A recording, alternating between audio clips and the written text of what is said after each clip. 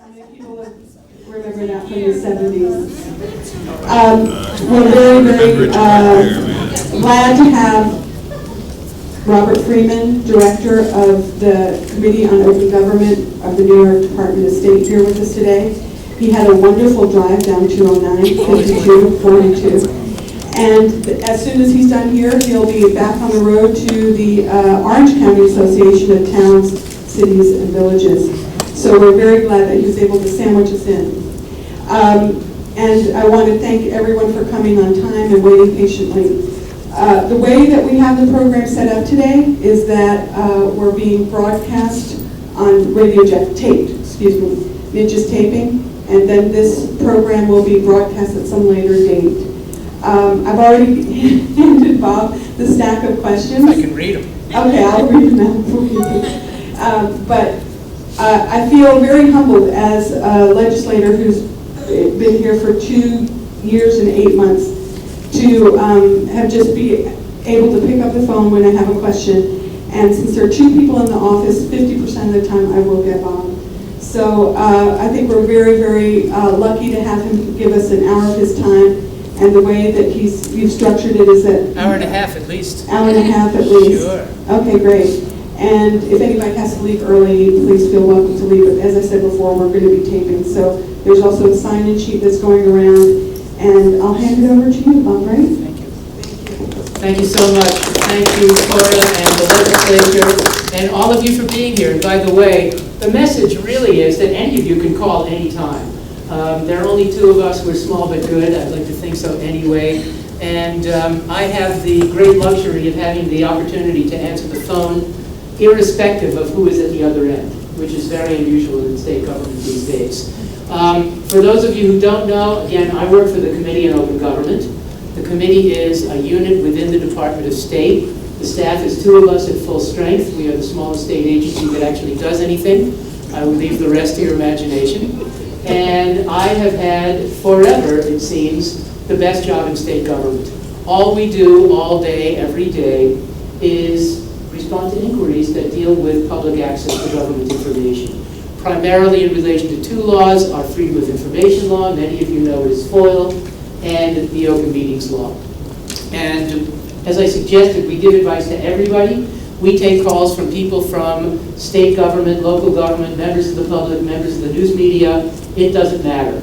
Our only goal is to give what we believe to be the right answer under the law, irrespective of the source of the question. So we're not there necessarily to support the government, we're there to do the right thing.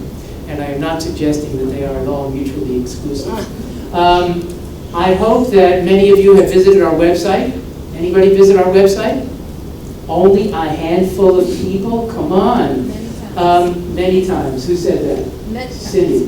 The website is easy to find. We're the only committee on open government in the world. And if you simply Google COOG, you'll get there. And we have a ton of information that's available online, including the text of the laws, frequently asked questions. There's a news column which includes reference to developments both in judicial decisions as well as legislation. Most importantly, at least in my view, we write advisory legal opinions. And I'm not going to mislead, they are just that. They are advisory, they are not binding. The hope, of course, is that they are educational, persuasive, that they encourage knowledge of and compliance with law. And for what it's worth, where the courts have reviewed them, they've agreed probably about 85 to 95% of the time. So the hope, obviously, is that when we prepare an opinion, it serves to resolve a question, resolve a dispute, avoid the necessity of anybody going to court. This will sound ridiculous, and we've written over the course of the years in the neighborhood of 25,000 advisory opinions. They are indexed by key phrase. One index deals with FOIL, the other the Open Meetings Law. They are intuitive. So if you have a question about, and I know that this is an issue, committees under the Open Meetings Law, you'd go to the Open Meetings Law Advisory Opinion Index, click on to see, scroll down to committees and subcommittees, and the opinions of value that have been prepared within the past 20 years are available online in full text. It's easy to navigate, at least I'd like to think that that is so. I am here for you. I am completely unprepared.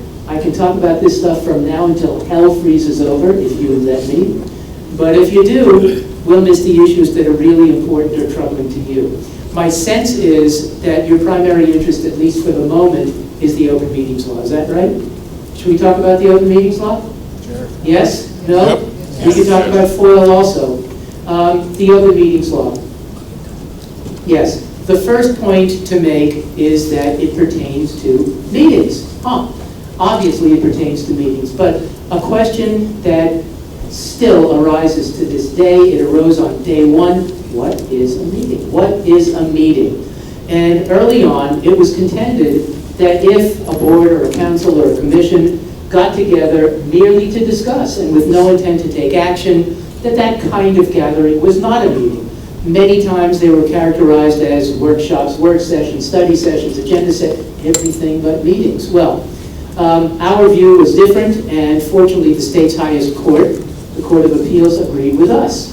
And since 1978, it has been clear that any gathering of a quorum, a majority of the total membership of a public body, for the purpose of conducting public business constitutes a meeting covered by the open meetings law, even if there's no intent to take action, regardless of what it's called. So we should assume that if a majority gets together, yeah, the open meetings law applies. What is a public body? We look at the open meetings law, and there is history. Everybody knows that public bodies include governing bodies, like a county legislature, a city council, a town board, a board of education. All of those groups of people consisting of two or more that carry out some sort of governmental function collectively as a body are public bodies covered by the open meetings law. Now, interestingly, the open meetings law was debated on the floor of the Assembly before it was enacted in 1976. And one of the questions raised was, Mr. Sponsor, is it your intent that this law include within its coverage, the phrase was committees, subcommittees, and other subgroups?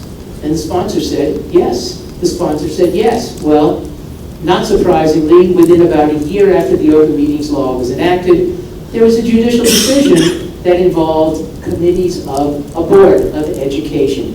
The board consisted of 9 members, the committees consisted of 3 members each, and the court said, well, this committee consisting of 3 members each constitutes less than a quorum of the whole board, therefore the open meetings law doesn't apply. Well, that was clearly contrary to the intent of the sponsor. And the assembly member who raised the question introduced legislation, which has been in effect now since 1979, that includes reference in the definition of the phrase public body to any committee or subcommittee or similar body of such body. So here in the county legislature, if I'm not mistaken, the entirety of the legislature consists of 9. Correct. Its quorum would be 5. So if 5 get together to conduct public business, yes, the open meetings law applies. If the legislature has designated standing committees, for example, consisting of 3 of its own members, those standing committees also are public bodies. In the case of a committee consisting of 3, if 2 of the 3 get together to discuss the business of the committee, that too constitutes a meeting of the committee covered by the open meetings law. And again, that has been clear since 1979. Any questions about that, at least, or is that absolutely crystal clear? Yes, good. So the only way they could discuss something privately is for one of those 7 or 9 reasons. Well, let's talk about that. Before we get to that, every meeting has to be preceded by notice of the time and place. And the notice requirements are divided into 2 segments. If a meeting is scheduled at least a week in advance, the law requires that notice be given not less than 72 hours prior to the meeting. If the meeting is scheduled less than a week in advance, the law requires that notice be given, quote, to the extent practicable, is what the law says, at a reasonable time prior to the meeting. And the notice requirement today, 2014, in most instances is threefold. Number 1, notice must be given to the news media. And I emphasize the word given, because once the news media gets it, it is free to do with the notice as it sees fit. There have been times when a public body will give notice, but For whatever the reason, the local newspaper won't publish it. That is not the fault of the governing body. Number two, notice must be posted in one or more designated conspicuous public locations.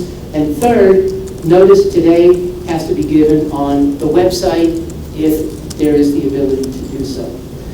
Those are the notice requirements. From there, both of the laws that we're talking about, from my perspective, are based largely on common sense. All they really say is that everything is open. The laws are clearly based upon a presumption of access. Everything is open, except to the extent that there is a basis for entry into an executive session. An executive session is defined by the law to mean a portion of an open meeting during which the public may be excluded. So an executive session isn't separate from a meeting. It can't be held either before or after a meeting. It is a part of a meeting. And to go into an executive session, a simple procedure has to be accomplished in public. It involves three elements. Number one, somebody on the legislature or the board or the commission has to introduce a motion in public. Number two, the motion has to indicate what the public body is intending to discuss. And number three, the motion has to be carried by a majority vote of the total membership, notwithstanding absences or vacancies. So if, for example, in the case of the county legislature, if there are 7 members present and the motion is made and the vote is 4-3, it doesn't carry. It doesn't carry because in a board consisting of 9, there always must be 5 affirmative votes to do whatever it is that the board is empowered to do. Questions about that? There have to be questions. No? Really? Yes, good. It doesn't have to be a personnel matter? Personnel? You just said a dirty word. Should I talk about that? Yeah. Should I talk about that? Personnel, huh? You know, we hear that word all the time. And in fact, often I'll go before a crowd and I say, what's the favorite word that we hear for going into an executive session? And everybody yells out, personnel, personnel, personnel. This relates to what I've come to call the personnel myth. Have you ever heard or read in the newspaper, heard on the radio, the TV, oh, it's a personnel matter, confidential, can't talk about it, out of bounds. You ever heard that? Yeah, there's no law that says that. There's no law that says that. And yet too often in this country, Americans have become, how do I put this nicely, stupid and sheep-like. And we hear these things over and over and over again, and we begin to believe that they're true. Well, when we do believe it, that's when we begin to lose our rights. The fact is, you look at FOIL, the word personnel isn't there anywhere in that statute. You look at the 8 grounds for entry into executive session, not there either. Not there either. And in fact, if we hear a motion and it says we want to discuss a personnel matter during an executive session, the courts have held that that is inadequate. And the reality is that personnel can mean 1,000 things, right? Let's think about this, and I'm not going to focus on the county legislature necessarily. Most commonly, in terms of a mistake, here's the school board's talking about the budget. They say to themselves, things are pretty tight this year. Can we really afford that art teacher position in the elementary school? Well, what if there's only one elementary school and one art teacher? Everybody's going to know whose position it is, right? What do you think, executive session? No. Why? Because the issue involves policy. How do we, as the governing body, choose to allocate public money? Is art really important to the education of our kids? No basis for going into an executive session, even though the issue unquestionably is a personnel matter. On the other hand, if the question is, does this teacher deserve tenure or a raise, or should we can this person? There's no doubt that there would be a basis for going into an executive session. And as we look at the language of the law, it is precise, number one, and number two, as you'll see in just a second, often it has nothing to do with personnel. It has nothing to do with personnel. The law says, and I'll quote it, it says that a public body may enter into an executive session to discuss the medical, financial, credit, or employment history of a particular person or corporation, or matters leading to the appointment, employment, promotion, demotion, discipline, suspension, dismissal, or removal of a particular person or corporation. So the focus has to be on somebody or some specific corporate entity in relation to one or more of those qualifiers. So if the motion is we want to discuss a personnel matter, you have no idea whether the board or council or committee or legislature is going to comply with law. For that reason, we have advised and the courts have agreed. In fact, one of the key cases came right out of the village of Monticello. Do you remember that? Gordon versus Monticello, going back to the early 80s. Personnel, no good. The suggestion is that the motion in that context include reference to two components. Number one, inclusion of that keyword particular, so that we know that the focus is on somebody, or again, some specific corporate entity. And number two, reference to one of those qualifiers. I move to enter into executive session to discuss the employment history of a particular person, or something like that. You wouldn't have to name the individual, but if you tell the world that much, what you're really saying is, yep, we've read the open meetings law, and unless we're fibbing, we're about to discuss a subject that may properly be considered during an executive session. Okay? Does that answer your question? Clear? More. What about litigation? What about litigation? Litigation. Again, we think about the law in terms of common sense, the impact of disclosure. And what I've suggested 1,000 times is that the key question that arises under both FOIL and the open meetings law essentially is, well, gee, what would happen if we had to disclose this record? What would happen if we had to discuss this issue in public? And unless the answer in the gut is, ouch, this would really hurt, chances are pretty good that openness should be the rule. The law says that a board may enter into an executive session to discuss, quote, proposed, pending, or current litigation. Well, people ask all the time, what's the difference between proposed and pending and current? I don't know. We don't have to know, but what we should know is what the courts have told us.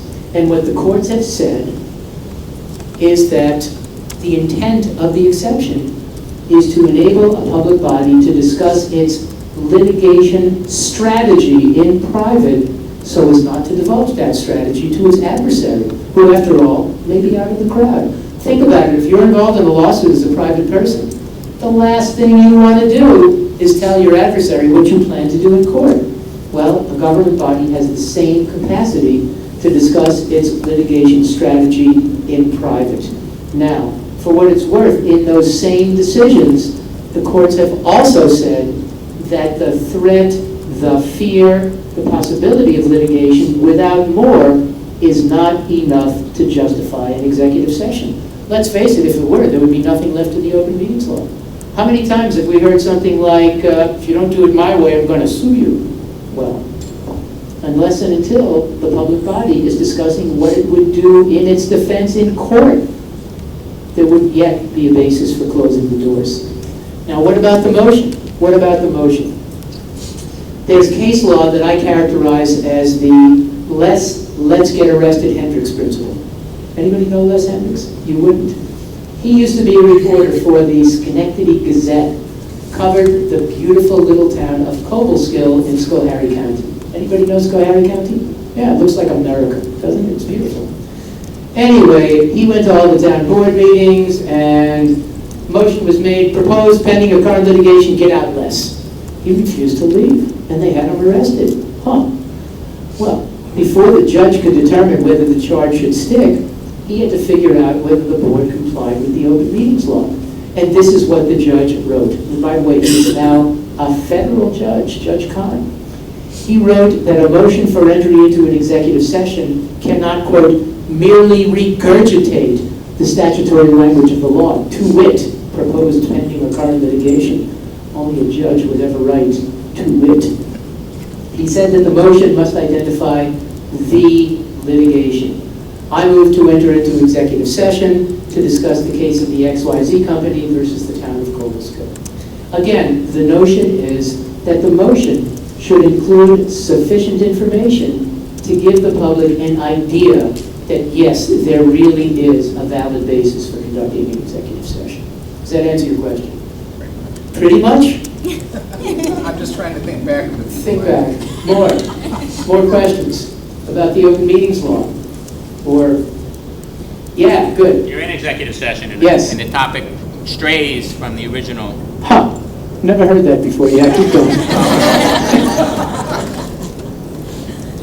I call it drift. You have Yes. to say we have to come out of executive session as a responsible board member. You would have to say we need to come out of, then recite another reason to go back into executive session to discuss the matter that we have in. Yeah, you know, if you know in advance that there are 3 subjects that can validly be discussed during an executive session, you can include them in one motion. But if, as you suggest, you stray or you drift, and it's human nature, it happens all the time. We go into executive session to discuss topic X, we drift into a new topic.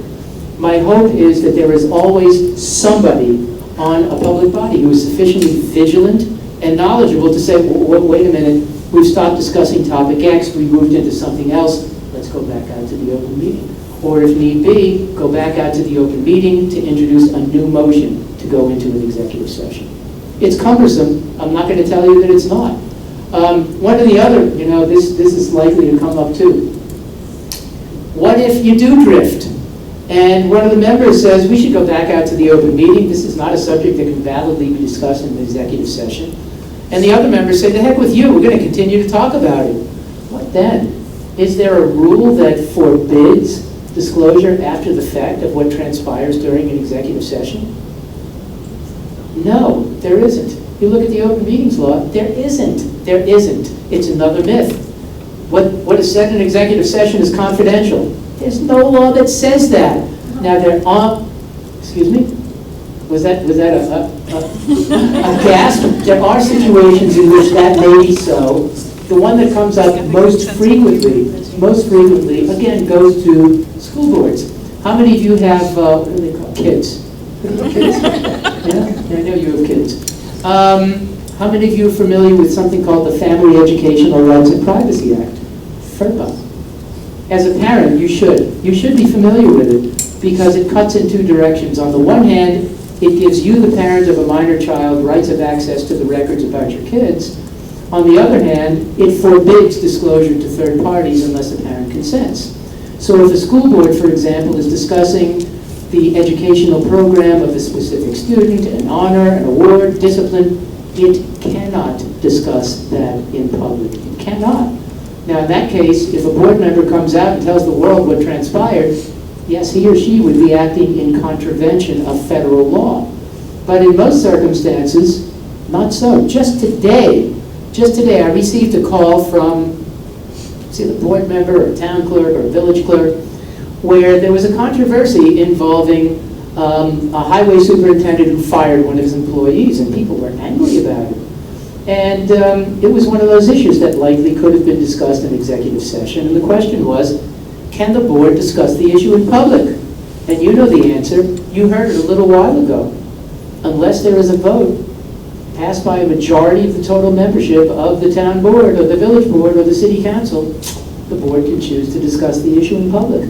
And there are lots of situations where, due to public interest, due to the significance of the issue, there may be a desire to discuss an issue in public, even though there may be a basis for conducting an executive session. Did you want to say something? No, I just had Just a a gasp. question. I did have a question on the confidentiality issue. As a legislator, I've been in meetings where a discussion would take place in a closed setting, and I wondered why, the issue couldn't be discussed out in public. So I'm just wondering if you would comment on where does confidentiality begin and the right of the public to know Your end. This is an issue that has come up many, many, many times over the course of years. And I wrote an opinion, it's so long ago I actually went to the library. It involved a city that had passed a charter provision or something like that, that pretty much said if a city council member divulges what occurs during an executive session, that person faces a death penalty or something like that, something extreme. And I was asked for an opinion. Can there be a prohibition regarding the disclosure of what is said or heard during an executive session? And based upon both federal and state case law, unless there is a statute, meaning an act of Congress or an act of the state legislature that forbids disclosure, it's not confidential. It's not confidential. It may be deniable. It may be something that may be discussed during an executive session, but it's not confidential, meaning that it is not something that cannot be disclosed. Rather, it is something that need not be disclosed. And in fact, the Court of Appeals, the state's highest court, years ago said FOIL is permissive, even when a government agency has the authority to withhold. It doesn't have the obligation to do so. Again, the only time that that is so is when a statute separate from FOIL prohibits disclosure. Same analysis holds with respect to the open meetings law. We talked about this earlier. A board may go into an executive session to discuss certain subjects, but it is not required to do so. So when the board has the option, it's not inherently confidential. And that is what the federal courts have said. It's only when there is no option that the subject matter is indeed confidential. Now, whether it's good or wise or ethical to divulge what transpired is separate and distinct from whether it is contrary to law. Any members of the news media here? Yeah, just one? Couple? Yeah? Another one? You know what I've said to reporters a zillion times? You go, you use one of the rules of human nature. And the rule is that there is somebody on practically every board who's willing to spill his or her guts after the fact. God knows, if that were a crime, there would be lots of city council members, town board members, county legislators in jail. But they're not, at least not for that. Yeah, yes. Cindy. Does that differ in a case of litigation? Does it differ in a case of litigation? Let's talk about that. Let's assume for the moment, well, let's put this in perspective. Because it's something that is somewhat technical, let's put it that way. We look at the open meetings law, and the executive session is one of two vehicles that potentially permits a public body to close the doors. The other involves exemptions, so-called exemptions. If a matter is exempt from the coverage of the open meetings law, it's just as though the law doesn't exist. Well, one of the exemptions pertains to matters made confidential by federal or by state law.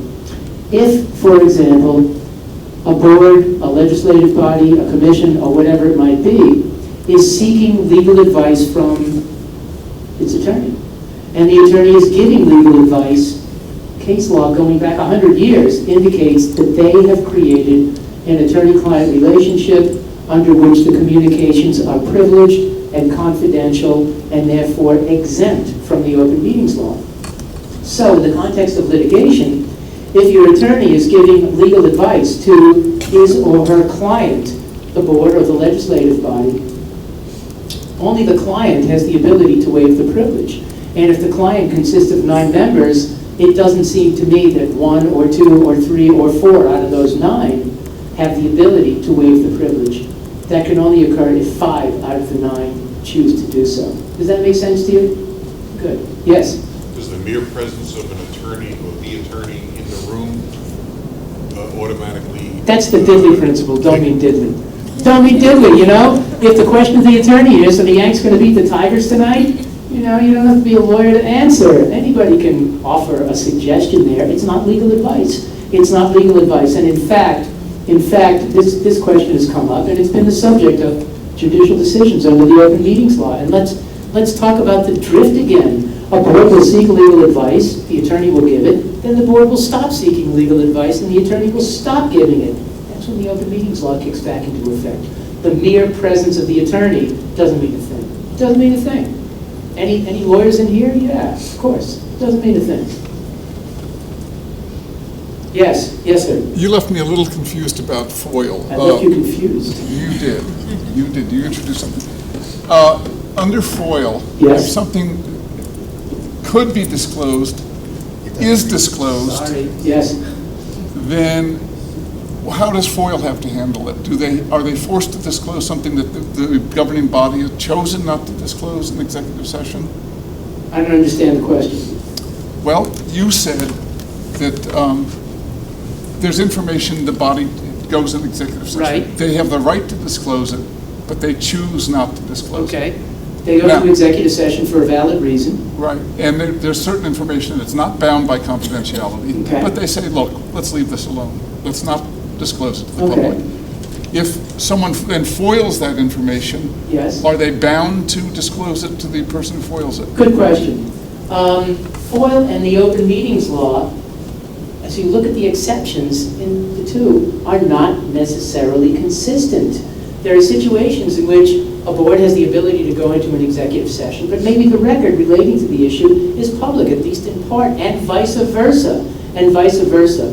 When we think about FOIL, we think about the records, and we have to consider access to the records separately based upon the terms of the Freedom of Information Law. Let me give you, well, let's say, a bad example. Clearly, a board has the ability to go into an executive session to discuss the qualifications of a candidate for a position. There's no question about that. They decide to hire somebody. The identity of that person, as it appears in a record, is public. That person's resume, if you will, is to a great extent public, even though the issue could validly have been discussed during an executive session. There are situations where the reverse is so. Let's say that whoever it is, the county administrator writes a memo to another county official making a suggestion concerning whatever it may be, fixing the road. Under FOIL, a recommendation, advice, and opinion, that kind of material may be withheld. But if the county legislature wants to discuss it, there's no basis for going into an executive session. So you have the reverse situation too, where it's conceivable that records might be withheld under FOIL, but the discussion relating to those records probably wouldn't fall within any of the grounds for entering into executive session. And I know that's confusing and it was a great question, but we have to look at the two laws independently as we consider meetings and the extent to which they must be open, as opposed to records and the extent to which they must be open or conversely may be withheld. Yes. More questions? More questions? Come on. Got to give me more questions. Yes, good. When does a contract become a public document? For example, when it's coming up as a resolution, is it a public document, or is it after it's been executed, a public document? I have to ask some questions about that. Is this a situation where the terms of this contract have been shared by the government as well as the entity with which the government is intending to engage in the contractual agreement? When it comes to resolution, I believe so. Okay, let's think about this. Let's think about this. This is the Aretha Franklin principle of law. What's that? Come on, tell me. No, respect. That's not it. That's what everybody says. See the Blues Brothers movie? Come on, everybody's seen the Blues Brothers movie. Best scene in the movie, Aretha as a waitress behind the counter in a diner singing, think. You better think. Yeah, you better think. She said it. She's thinking. The exception in FOIL that is pertinent says that government can withhold insofar as disclosure would impair present or imminent contract awards or collective bargaining negotiations. The idea is that you don't want to put government in a situation in which it must disclose to the detriment of the taxpayer, where the bargaining table is tilted in a way that's unbalanced. For what it's worth, I wrote an opinion years ago that dealt with contract negotiations between Donald Trump and one of the New York City agencies. And they were the only two parties to the negotiations. And the question involved access to those records that had gone back and forth between Trump and the city agency. And my contention was that since both sides had the records, it wasn't a situation where one side was keeping the records close to the vest so that the other side wouldn't know of its negotiation strategy. Both sides had the same records. There was no inequality of knowledge. That was the phrase that I used. Man, the appellate division picked up on that right away. So if there is no inequality of knowledge, and there are only two parties, potentially, to the agreement, it doesn't seem that disclosure would impair the ability of the government to make the best deal. In that situation, I would think that it's public. And we see this especially in the context of the tentative collective bargaining agreement. The public always wants to know, how much are those public employees going to get? And there's no case law on the subject. You know why? Because the government says no before anybody can get to court. The contract is signed. Then it becomes available. Then it becomes available without doubt. But it seems to me that if the tentative agreement has been distributed to the government negotiators, if you will, the board, the council, the commission, and 200 union members, it's not a secret. It's supposed to be disclosed. It's supposed to be disclosed. Why isn't it disclosed? Because the public might say, we don't like this contract. The public doesn't sit down at the bargaining table. The public doesn't sit down at the bargaining table. My belief is that that tentative agreement should be available. And that would be so in the context of your question as well. More questions? Yes, sir. Back on the email thing, two board members discussing a topic back and forth in email. Yep. Is it foilable? Depends on what's in it. Let's talk about that. Depends on what's in it, and that's the way we have to think about FOIL. One of the exceptions in FOIL deals with so-called interagency and intra-agency material. How many of you are old enough to have taken Latin? Yeah, I'm so old, even Jewish boys took Latin back in the olden days. Yeah, 4 years of it, yeah. Interagency, between or among government agencies, from you at the county and agency to me at the Department of State and agency. Intra-agency would be the in-house kind of communication.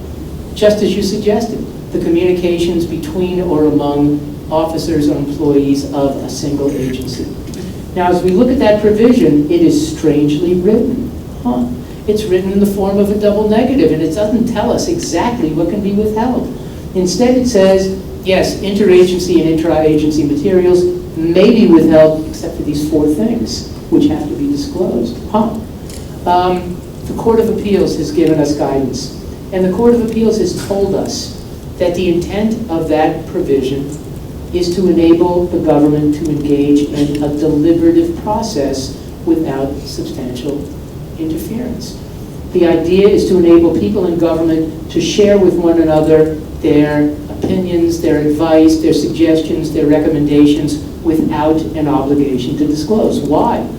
Why? Many of us in government have made absolutely brilliant recommendations, but every once in a while we're all off the wall, right? And the notion is that if we had to disclose all of that stuff, that would chill the desire of people in government to offer the array of opinions and recommendations that the decision makers need to reach reasonable kinds of conclusions. So, if I write to my boss, even though I don't really have one, and say, I think we ought to do this, the I think can be withheld. It's my recommendation, it's my opinion, it's my suggestion. But if I'm smart, I'm going to back up that suggestion with something. What's the something going to be? It's going to be the first exception that requires disclosure, which says that within those communications, those portions that consist of, quote, statistical or factual tabulations or data are public. The courts have looked at that phrase and said that it means statistical or factual information. It might be numbers appearing on a page in rows or columns or graphically.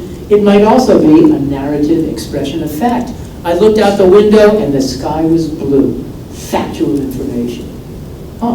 So often when the memo, the opinion, the recommendation is made, it is backed up by statistics and facts. And those portions of the record are supposed to be disclosed. Second category of accessible information involves instructions to staff that affect the public. Third, final agency policies or determinations. Those two in combination have been characterized as the secret law of the agency. Those are the things you're never going to read in the law books, but you might read in the agency's staff manual or policy book or whatever it might be called. It's the working law of the government agency, and typically it is public. The final category of accessible information within the exception involves external audits. So if the controller or somebody else performs an audit of the county or the town or the school board, it's public. It's public even though in most instances it will consist of a combination of both numbers, statistics and facts, coupled with the auditor's opinions and recommendations. It's public. Does that answer your question? Good. More? Yes, good. The question about public hearings. I don't know if I can answer that, but go ahead. I was just going to ask, is there any requirement that a board not make a decision about a matter that's going to be the subject of a public hearing before the public hearing actually takes place? What an interesting question. You mean, is there a requirement that the fix not be in before the hearing is held? Yeah, that's pretty much it, isn't it? You know, the public hearing, I think, is a great concept, and obviously the notion is to give members of the public the ability to express themselves in a way that might have an impact upon the thinking of the decision makers. It's great if it works that way. Realistically, we all know that it doesn't happen that way all the time. Certainly, a board cannot decide prior to the public hearing, but realistically, the board might have, in its own mind, if you will, reached some sort of a conclusion or a decision.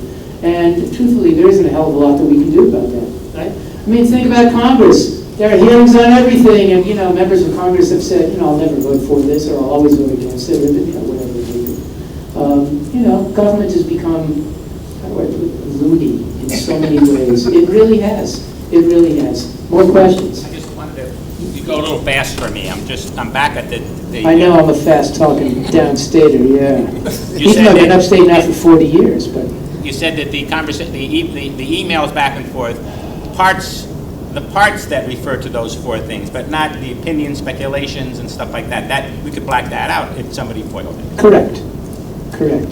And it's our obligation to review those internal communications from beginning to end to determine which portions, if any, may justifiably be withheld. And I'll say this again, FOIL is permissive. If you want to disclose your opinions and your recommendations, great. Great. Even though those kinds of materials may be withheld, there is no requirement that they must be withheld. Yes? Just broadly, what are remedies for domestic violations? What are remedies? You know, the last vestige of the death penalty involves the open meetings law in this state. No. She raised her eyebrows. She believed me there for a minute. Under the open meetings law, years ago, I used to refer to the open meetings law as having baby teeth. The reality is that they have grown of late. Let's say that a public body engages in substantial deliberations in private that should have occurred in public. And you bring a lawsuit, and the court agrees those deliberations should have been public. Well, in that situation, the court is required to award you attorney's fees payable by the government. What if those deliberations that should have occurred in public are followed by a decision? Well, a court has the ability to nullify that decision. Fairly significant. And third, and some consider this to be the worst penalty of all, and there's a little story, you know, there was a bill that was passed and Governor Patterson vetoed it. It was a bill that would have given a court the ability to fine members of public bodies for failure to comply with the open meetings law. And, you know, Patterson said, no, because the public will end up footing the bill for that. And a year later, a new piece of legislation passed. And it says that a court may order a public body to take training given by, million of the government. And there are a couple of courts that have done that. They've been educational experiences. One of the boards, a school board said, we'll come to Albany. And I said, I'm doing this on your turf. The public will have the ability to be there. Anybody can answer questions, ask questions. Anybody can tape it or record it or, you know, whatever they want. And again, that board no longer fails to comply with the open meetings law. So yes, there are penalties. Now, in terms of FOIL, we haven't talked much about FOIL. FOIL is different from other laws that affect government. How many of you are familiar with the notion of the Article 78 proceeding? Heard of Article 78? Yeah. This side of the room, anyway. A few people have been. Okay. In an Article 78, John or Jane Q. Public, who may bring the lawsuit, have the burden of proof. They have to demonstrate that the government acted unreasonably or that the government failed to do something that the law requires that it must do. Well, under FOIL, the burden of proof is reversed.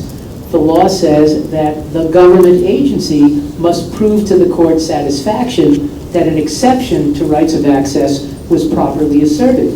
And a court cannot simply accept a contention. Yep, disclosure would impair a contract award. How? How? Disclosure would cause injury to the competitive position of a commercial enterprise. How? Disclosure would result in an unwarranted invasion of personal privacy. Tell me how and why would that be so? And it's a significant burden to meet.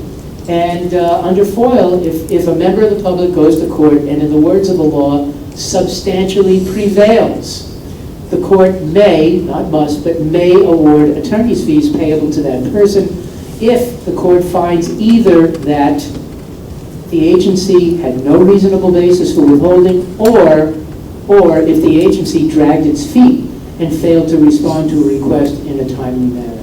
So there are remedies, but to be honest with you, most significant in my opinion is the court of public opinion. If the public in great numbers feels that its elected representatives are not representing them the way they want, I think that you express yourself, and you express yourself clearly. And here we are, November coming up. You don't like the way they're functioning, you vote the rascals out. And, people in government don't like to hear that, but that's what it's all about. That's what it's all about. More questions? Yes, good. What can a caucus that also happens to be a quorum for the body discuss? Because, I'll tell you, even though I hate the answer because it's an awful provision of law. It's awful. And I'll give you some history. Remember we talked about the exemption regarding matters made confidential by federal or state law? There's another exemption. It deals with political caucuses, and it's been part of the Open Meetings Law since the law went into effect in 1977. And the question at the beginning was, what is a political caucus? Well, we, the Committee on Open Government, offered advisory opinions, and all 5 courts that dealt with the issue agreed with us. And the key case came out of the city of Rochester, which at the time had a city council, 8 Democrats, 1 Republican. Well, gee, the 8 Democrats would always get together in a closed caucus before their regular meetings and talk about what they were going to discuss at their open meetings. So the caucuses were 2 hours, the open meetings were 10 minutes. The 9th guy and the Gannett newspapers got peeved and they sued, and they won. The court agreed with us, and our contention was that if a majority of a legislative body gets together to discuss public business, it's not really a political caucus, it's really a meeting. On the other hand, if the group gets together to discuss political party business, that's when the caucus exemption applies and the Open Meetings Law does not. Now that was the law until 1985, when a reporter, then as now, with the New York Post, somebody probably can guess who that might be, as I understand the situation, wrote a letter to the Speaker of the Assembly, which then as now had a significant majority of Democrats, and he pretty much said, unless you open your caucuses within 2 weeks, we're going to sue you. Well, the state legislature, in uncharacteristic fashion, acted in the wink of an eye, practically, and changed the law virtually overnight. And since 1985, the law has said that the members of a particular political party in the Senate, or the Assembly, or the legislative body of a county, city, town, or village can meet in private in a closed political caucus to discuss anything, including matters of public business. Is that good public policy? Not in my opinion. Is it good government? Not in my opinion, but it's legal. So here, you're 7 Democrats and 2 Republicans. For better or for worse, the 7 Democrats can meet in private, call it a political caucus, to discuss whatever they want. The only thing they cannot do is take action. Is that good government? Not in my opinion. Not in my opinion. Now, there are some legislative bodies that on their own have established rules or policies or resolutions which say, in essence, we will treat the Open Meetings Law the way it was interpreted before that provision was enacted.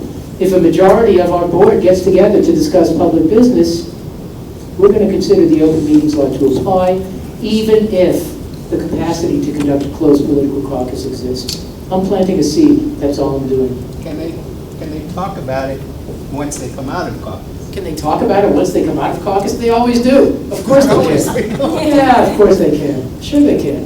What is this First Amendment thing in this country anyway, you know? We have to remind people of that all the time. Yes, sir. Yeah, I don't think I'm alone in feeling that our county legislator has broken violated some of the open government meetings laws. And in response to that, outside of litigation, what should they do ethically? And what have some other... What should who do ethically? The county legislature. County legislature? Yeah. It's the Spike Lee principle. They should do the right thing. Yeah. And what have other counties done in response to violations to remedy the Well, situation? you know, I can tell you that in Dutchess County, they have open caucuses in their county legislature. Suffolk County, which is the Wild East. I don't know if anybody here from Long Island? Yeah. It's the land of hostility, for God's sake. It is. Yeah, tell me it. Come on. I grew up in Long Island, too. You know what I tell people about Long Island? It's a good place to be from. It really is. It really is. Yeah, and sometimes, due to public opinion, pressure from the public, they do change their ways and decide that openness works best. And from my perspective, you know, government has a really tough job. And in so many instances, you know, we find out that there is no single correct answer. It's not this way or that way, it's someplace in the middle. And the more open the government is, the more open the deliberative process might be, the better is the understanding of the public, the more is the appreciation of the public of what the government is forced to do in so many instances. I think that that's to everybody's benefit. I think that's to everybody's benefit. Yes, sir. If the Sullivan County Democratic majority has a caucus, can the chairman of that party come to that caucus?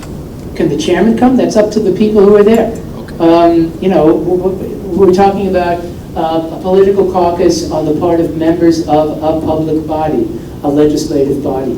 Now, for what it's worth, some of you may remember this case. There was a case where the majority in the state senate, the Republicans, got together to talk about the provision was that authorizes gay marriage. And they invited the governor to come in to talk to them. And the question was, since he's a Democrat, well, gee, did that defeat the ability to hold a political caucus? The answer is no, because the law refers to the ability to invite staff or guests. Now, the court did make clear that if the Republicans had invited in a single Democrat and together they comprised a majority, yes, that would trigger the application of the open meetings law. So it's only when the members of a legislative body representing one political party can conduct the closed political caucus. Anybody here associated with a board, a legislative body that consists entirely of members of one political party? Yes? You're shaking your head yes? There's case law that deals with that kind of situation. And the state legislature, in justifying the change in the law in 1985, said, well, you know, we're bicameral. I mean, if the majority has to discuss even public business in public, we'll be telegraphing our strategy to the other side. We don't want to do that. Well, there was a case out of the city of Buffalo. City council, 15 members, all Democrats. They wanted to discuss the budget in private, in a closed political caucus. The Buffalo News sued, and it won. It won. And in that situation, the court said that where there is unanimity of political party membership on a legislative body, and the group wants to get together to discuss public business, the political caucus exemption does not apply. The open meetings law does. The only time that they could close the doors in a so-called political caucus would involve a discussion of purely political party business. Okay? More questions? Yes, sir. You get a FOIL request for 2004 to 2014, and they're asking for minutes, budgets, a whole list of things. Is that a practical FOIL request? Is it practical? Yeah, I mean, I think it's doable. well, it is doable, and I understand that, but does these FOIL requests get to a point where they are like harassment type of deal? Well, let me make a point or two. First of all, the law provides flexibility in terms of time. When a government agency receives a request, it has 5 business days to do something in response. Within that time, it can tell the applicant, yeah, come on in, you can see the stuff, or, sorry, no, you can't have it. Anytime there is a denial of any aspect of a request, there has to be a reason given in writing. The applicant has to be informed of the right to appeal. Next option. You need more than 5 business days for whatever the reason, but the request is not particularly onerous or difficult. In that situation, the obligation is to acknowledge the receipt of the request in writing within 5 business days and to offer an approximate date not to exceed 20 additional business days, indicating when the government agency believes it will be able to grant the request in whole or in part. As long as that delay is reasonable, the agency would be complying with law. Let's take the unusually difficult, burdensome, time-consuming request, where you need more than 20 business days. In that situation, you inform the applicant of the reason for the delay beyond 20 business days in writing, and you offer what the law characterizes as a date certain, a self-imposed deadline. Yes, we promise, we swear, we will make the records available in whole or in part by such and such a date. As long, again, as that date is reasonable, you're complying with law. So there's no obligation necessarily to jump in response to a request. But again, we have to be reasonable. You know, if somebody comes into the town clerk's office and says, can I see the minutes of last month's meeting? The minutes are clearly public and they're right over there. My hope is that the clerk will say, sure, they're right over there. Take a look. You want a copy? We'll make you a copy.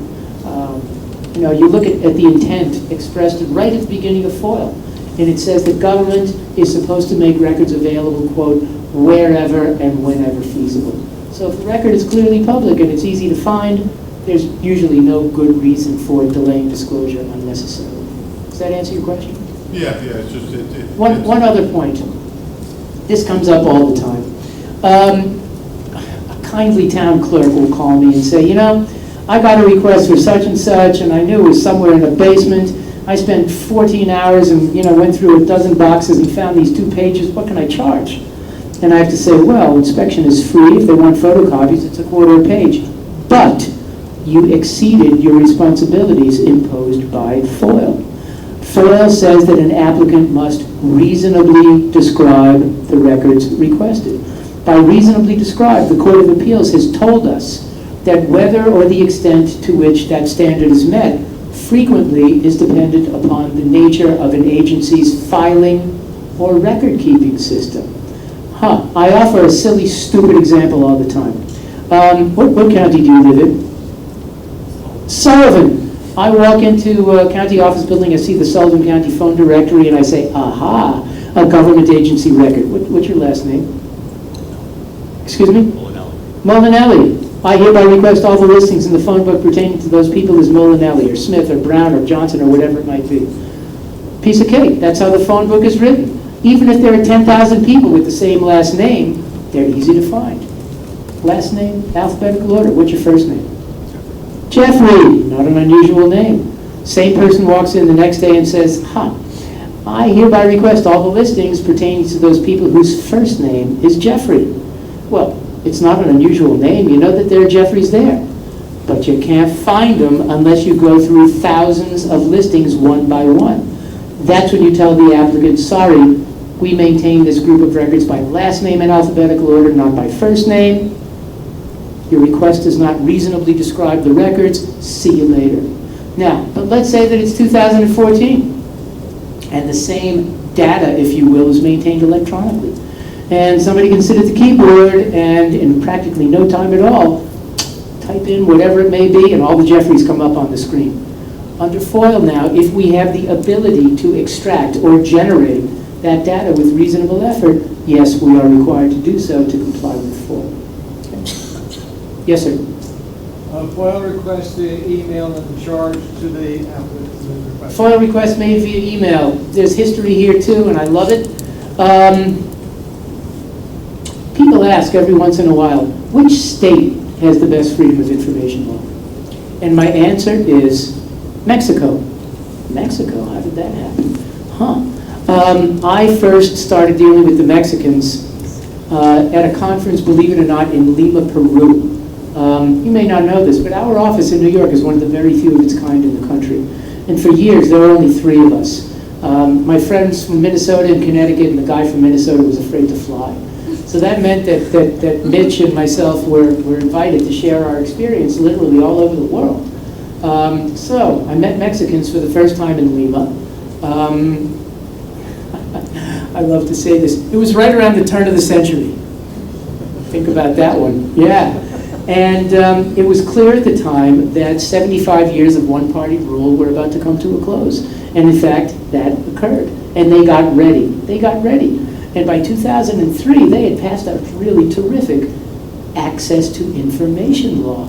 And I was stunned to find out that during the first year of implementation, 36,000 requests were made, 40,000 requests were made, and among them, 36,000 were made and answered via email. Wow!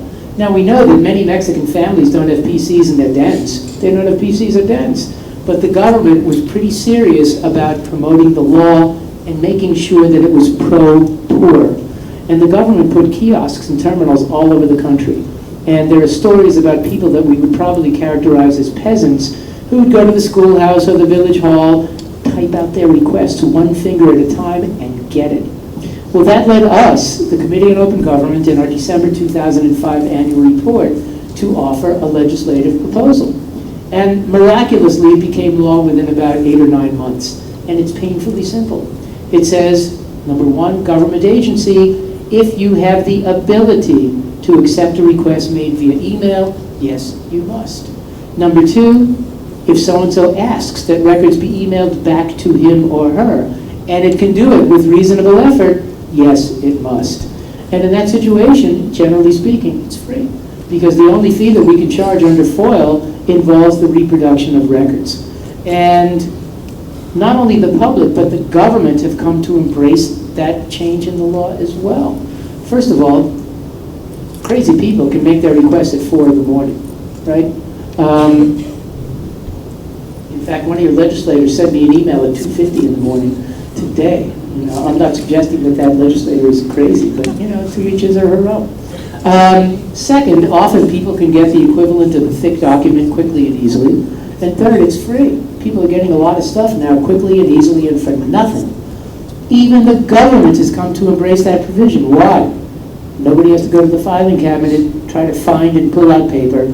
Nobody has to stand at the photocopy machine to make copies. And maybe best of all, nobody has to do the paperwork associated with taking in a quarter of a page. And the offshoot of that provision is probably most important of all. The law doesn't require it, but when the government agency reaches the conclusion that some records are clearly public, frequently requested, pretty important, what do? They post them on their websites. And when they do that, and people can acquire the records that way, gee, people don't have to make FOIL requests. The government doesn't have to respond to FOIL requests. The records are simply there for the taking. Yes, sir. Did I get it correctly? There's only 3 states in the United States that have open meeting laws? No. Every state has a Freedom of Information law. Every state has an open meetings law. Only a handful of states have created government agencies to oversee those laws. Okay. And in a lot of cases, they have failed. They have failed. I have a friend in Massachusetts had pretty much the same job as I do. He wrote an opinion that the big shots didn't like. He was canned. You know, nobody calls that agency anymore. Nobody calls that agency anymore. Yes? Back to open meetings and the ability to nullify a law if the violation of the open meeting law impacted the law. What, is there a statute on the limitations on that? Statute of limitations? The statute of limitations is typically 4 months in any Article 78, but in the case of the open meetings law, in the event that action is taken during an executive session, the statute of limitations doesn't begin to run until minutes of the executive session are made available. I don't know if that helps you. No, it doesn't, huh? Oh well, c'est la guerre, huh? I'm brushing up on my French, going to France in October, for those of you who don't know that, yes. More questions? I couldn't hear the question. The question involved the statute of limitations in relation to the open meetings law. And typically under the open meetings law, it is the Article 78 proceeding. And in an Article 78, the statute of limitations is 4 months from whenever the determination is made. But the open meetings law also says that if action is taken during an executive session, that the statute of limitations doesn't begin to run until the minutes of the executive session have been disclosed. Okay? Let me make a point or two about minutes, if I may. Lots of myths about minutes. I can't tell you how many times people have called and they said, you know, I said such and such at the meeting, there's no reference to my comment in the minutes. And I have to say to them, well, that's because there's no obligation to include reference to your comments in the minutes. At a minimum, the law says that minutes must consist of a record or summary of motions, proposals, resolutions, action taken, and the vote of the members. They may include more, but they don't have to include more. Second point, the open meetings law specifies that minutes of open meetings must be prepared and made available within 2 weeks. 2 weeks. How many of you are familiar with boards that approve their minutes? Everybody approves their minutes. You know, there's no law that says that minutes have to be approved. It's one of those myths again. And often we hear boards say, well, we're not going to disclose until we approve them. 2 weeks. 2 weeks. If it's the practice or the policy to approve the minutes and 2 weeks have gone by and it hasn't happened, the suggestion has been pretty simple. Whoever prepares the minutes should do so, make them available on request within the 2 weeks. If they haven't been approved, they can be stamped or marked. Unapproved, draft, preliminary, something like that, so that the recipient has a pretty good idea of what occurred. Concurrently, the world is given notice to the effect that minutes are subject to change. Corollary, for the person who wants the complete record of what occurred, under the open meetings law now, anybody remember Bert Feldman? Bert Feldman, wasn't he arrested for using his tape recorder at a meeting or something like that? Well, the open meetings law for several years has stated that anybody can audio record, video record, or broadcast an open meeting so long as the use of the equipment is not obtrusive or disruptive. So this guy can record to his heart's content. He's not blocking anybody's view. He's a pretty quiet guy. Who cares? Who cares? What if a board says, we think that that's distasteful? Well, the courts have said, too bad. Too bad, it doesn't matter. What if members of the public say, I feel intimidated by the presence of the camp? That's too bad too, it's a public forum. What if the board says, well, you know, he's going to tape it, he's going to play it out of context, he's going to edit it, he's going to alter it? It's too bad. First Amendment. You can do with it as you see fit. When you turn on whatever it is, channel such and such, does it broadcast the entirety, excuse me, of the city council meeting? No. It only broadcasts the most the most ridiculous 20 seconds. That is the right of First Amendment right. That's, you know, that's the nature of the beast, if you will. Yes. More questions? Yes, good. So you have to have the minutes prepared within 2 weeks? 2 weeks. If not within 2 weeks? If they're not within 2 weeks, you have failed to, 78? yes, you've failed to comply with law. So the public would have to bring that charge? The public, but, you know, come on. Motions, proposals, resolutions, action taken, it's easy. It's easy. 2 weeks, 2 weeks. It's like the Pizza Hut commercial. Remember that? $4, except it's 5 now, probably. Yeah, 2 weeks.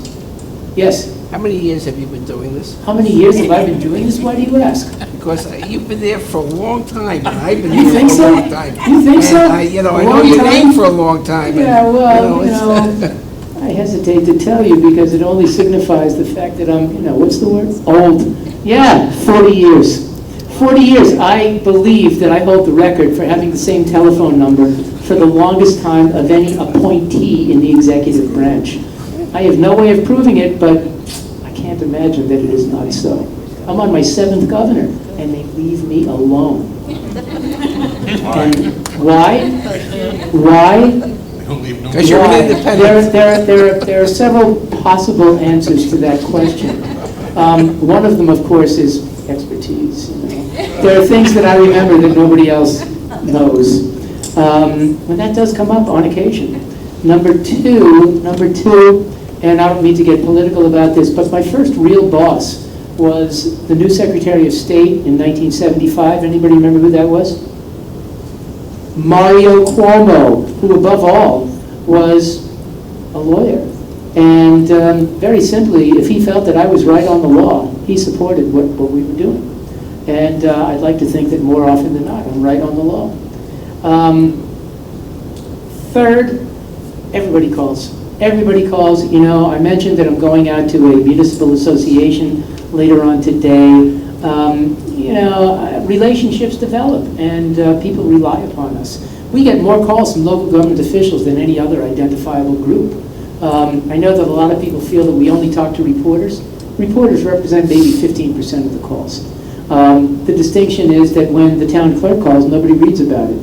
If the reporter calls, often nobody reads about it, because if the reporter is given a response to the effect that, yeah, the board complied with the open meetings law, you're never going to read about that. Compliance with law is just not newsworthy.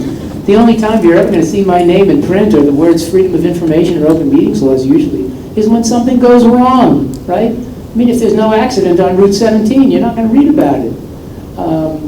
That's simply the nature of the beast. And the other reality is that I think that there's a recognition of the unusual relationship between our office and the news media as an industry. We have a great relationship. Reporters call me day and night. That's the deal. That's the deal. And again, all I can do is attempt to give them what I think is the right answer under the law.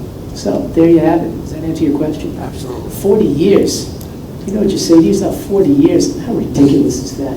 Either it's a great job or I'm in the biggest rut ever created, you know? I'd like to think that it's the former. I really would. Last licks. All right, I'm going to make you an offer that you'll never hear from a state agency employee ever again. Ask me anything. Go ahead. Make my day. Come on. Anything. Anything. Yeah. Are you in tier 1? No. As a matter of fact, I was in tier 2. Does anybody know about tier 2 of the state retirement system?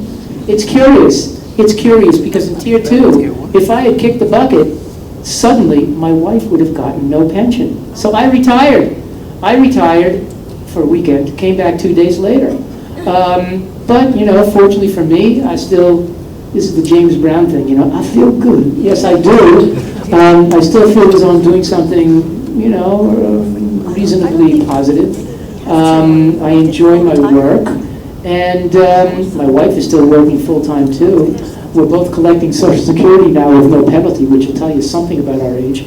And they rehired me, and you know, the governor's office did not want to give the New York Post a big headline, so I'm being paid, you know, what's the word? Crap, I'm being paid, you know. I'm being paid now, my new salary as a new employee is the difference between what it was and my pension. So I'm bringing home the same amount of money. The taxpayers are saving a chunk because the lion's share of my income comes from the pension system. And here I am. You're stuck with me. You're having a good time, though. Huh. Excuse me? You seem to be having a good time. You know, I love this stuff. I love this stuff. I do. And I love, you can tell, I love the crowd. I like to perform. I do. I do songs too sometimes. You know? Yeah. Are you a lawyer? Yeah. Why do people ask that? You know, if you can read, you can be a lawyer. There's just nothing magical about it. Yes. You said something about the amount of people together from a body. The legislative body here is 9. Suppose 5 people went out and were just having dinner, or they went to a group. Stop. Okay. Anybody remember that? Holly's 1966? Stop. Come on. Yeah, the court addressed that issue early on and said that the social gathering, the casual encounter, is not covered by the open meetings law. So if a county legislator wants to have a backyard barbecue on Labor Day and invites other members of the county legislature, you know, that's okay if the intent and the actuality is to socialize. Now, what if all of a sudden 5 of them are in the corner of the yard and they start talking about the budget? Again, as I said earlier, my hope is that there is somebody who recognizes that that is beginning to look like and smell like and taste like a meeting, and that they stop. They stop and continue the discussion within the confines of the open meetings law. Yes? I just wanted to tell you that you're very enjoyable. In what respect? Thank you. You make the meeting very nice. Thank you. Very enjoyable to Thank you. Look, this is an inherently interesting subject. And I think the best way to get people to learn is by being at least a little bit entertaining. Maybe even a little bit flippant sometimes. Yes. Yes. On that note, talking about 5 legislators, if there's a body of 9 legislators, and 5 legislators present a resolution, but did not discuss it with the other 4, and did not have a public meeting about that resolution, how does that, is that legal? Well, it depends. If they had a political caucus, yeah, it's legal. What if they didn't have a caucus? Well, did 5 get together I'm not sure physically? I'm not sure how the, Well, you want to find out. I mean, How if would I there's, find out? if there, you ask. Well, I'm asking you. You're asking me? No, I'm not one of the 5. I'm not one of the 5. I mean, if five physically get together to talk about public business, and it's not a political caucus, yes, it is a meeting. If 5 get together via a chat room or instant messaging, yeah, I think a court would find that that flies in the face of the open meetings law. What about email? But what about email? Let's think about that. You send a memo to your fellow board members, all 8 other board members, all 8 other legislators, and you offer a suggestion or a recommendation. One board member is sitting in front of the screen, gets it right away. Another one opens it 3 hours from now. Another one opens it tomorrow morning. There's no instantaneous communication. And our advice, our opinion has been that the open meetings law is not implicated in that kind of situation.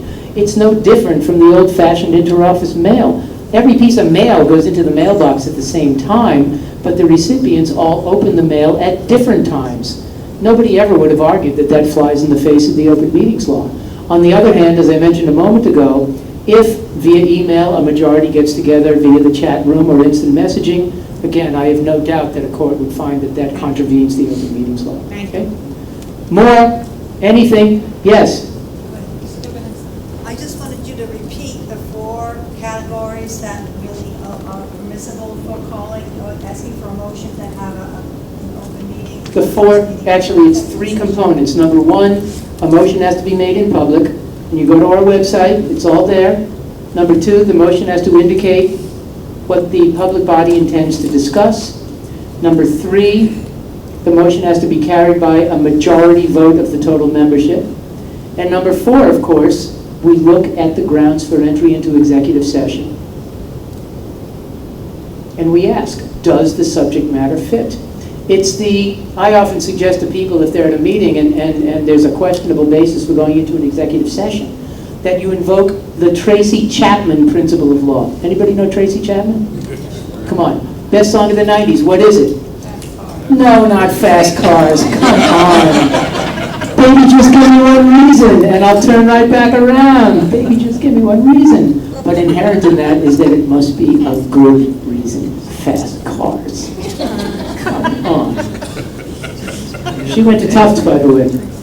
Yeah. She was a speaker at my son's graduation, yeah. Yes, Cindy. I just wanted to clarify, because we have so many issues, and we have many meetings where we'll meet with stakeholders on an issue. No formal vote is taken, it's just a fact. When you say we, who's the we? That's my question. If it can only be one legislator meeting with a group of stakeholders, otherwise, it must be open. No. In order to trigger the open meetings law, there must be a gathering of a quorum of the public body. And in the context of this legislative body, if we're talking about the legislature as a whole, it would be 5 out of 9. If we're talking about a committee consisting of 3 or 4 members of the legislature, if a majority of that committee gets together with a stakeholder to discuss the business of that committee, yes, the open meetings law So would it has to apply. be a formal committee, and then it would be a majority of that committee number? and then it Exactly must be right. open. Exactly right. It must be preceded by notice, conducted open to the public, unless, of course, there is a basis for going into an executive session. Okay? Clear? Good. What is this? I ended. You know, I gotta get on the road again soon. Couple more. Yes. Yes, you have it. Yes. Yeah, you're referring to public bodies, so you're not then including private nonprofits? Private not-for-profits, no, unless they're creations of the government, no. Okay. Yes, you haven't had one yet. I'd like to know something more about the committee that the governor put away. You mean the Moreland Act Commission? Well, you know, the Moreland Act Commission is something that is a creation of statute. It's under the control of the governor, coupled with the attorney general. You know, it looks as though he has the ability to create it. He has the ability to get rid of it as well. And we'll perhaps learn more about all of that, you know, if Preet Bharara finds something and tells us about it. Yeah. Yes? I wanted clarification on Cindy's question. If the head of a committee gathers departmental people. Staff people. Staff people. Open meetings law doesn't apply. Thank you. Okay. Yes? Well, then, you know, we have a citizens budget committee, say. And what is that? One member of the board, or two Yep. members of the board, and 8 or And a 9 whole people. bunch of citizens. To make Courts have held that if that is advisory in nature, the open meetings law does not apply. Anything further? Just one. Just one. One clarification. Just one. You mentioned the 4 things, and the last thing you said was the grounds for entering into the executive session. Were those the 4 No, topics? no, you look at the open meetings law, section 105, and the reality is that at least 4 never come up. They never come up. The ones that do come up with any degree of frequency involve that word that I don't like to mention, the so-called personnel exception, litigation, sometimes the exception involving the proposed acquisition, sale, or lease of real property, and collective bargaining negotiations. The others hardly ever come up. Hardly ever. But take a look at the website, COOG. Just Google that, and you will find all that you need. Yeah, I think people wrote down questions. Did you answer all of them? I don't know, I don't have them. She hasn't. Did I answer them? They're in my pocket.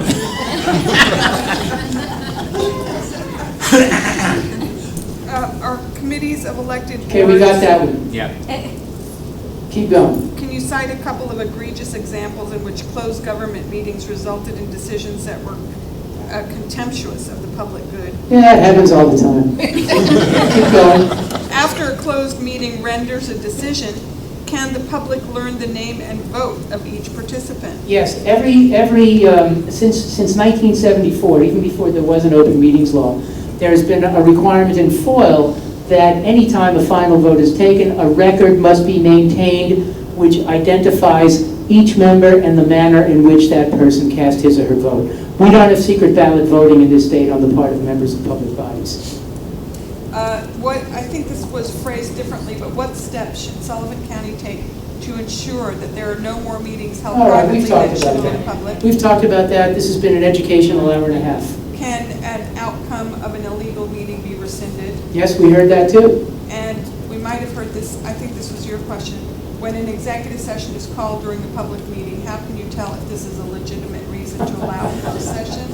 Yeah, you look at the law, you try to do your best to ensure that the motion fits within one of those 8 grounds, and then, you know, you browbeat one of the members after the fact and get them to talk, right? I mean, that's, you know, that's the simple answer to that question, yeah. Who do you notify if you believe or suspect the meeting should not have been closed to the public? Who investigates whether there were grounds to support closing a meeting?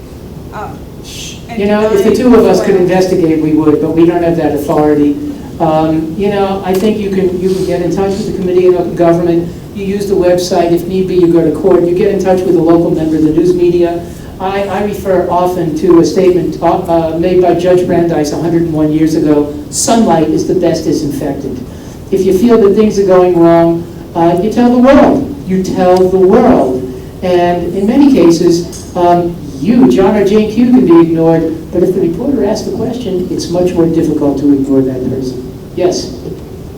Dutchess County Legislature, you mentioned the requirement of a recorded vote by name. Yes. The county legislature over in Dutchess frequently takes voice votes. If the voice vote is anything but unanimous, they have to do it differently. It frequently is because there's normally one. They're not doing it right then. They're not doing it right.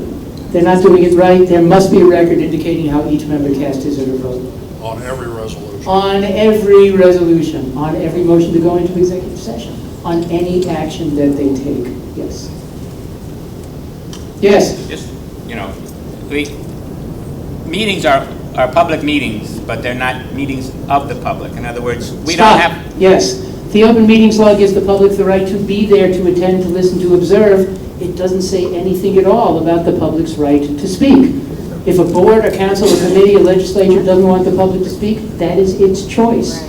However, many, many, many public bodies do authorize limited public participation. If they choose to do that, our suggestion has been that they adopt reasonable rules that treat members of the public equally, so that they can't say, well, we like you, we'll let you speak for 3 minutes, but this guy's a pain in the neck, we'll let him speak for 1 or not at all. Secondly, if a board is willing to permit positive comments on a given subject, it must also accept negative comments. Equal time, if you will. I'm hitting the road, Jack. Okay, Ken. Yeah? Yes, really quick. I just was asking if did you just say that there is no legal Right to speak? permission to have a public comment period? Yeah, that's right. Whoa. Whoa! We have this First Amendment thing. You can say anything you want for as long as you want on the steps of the county legislature. You can call a news conference. You can establish a blog. You can do a website. There are all kinds of ways to make your views known. Yeah. Did anyone ever call you Mr. Fortunoff, the source? Mr. Fortunoff? Well, I worked at Fortunoff's in Westbury a long time ago. he used to be called the source. You are, sir, the source. You know, Livonia Street in Brooklyn? No, Is that it? no. Huh? You're the source of the information. Thank you. Okay. Thank you all. Thank Cora.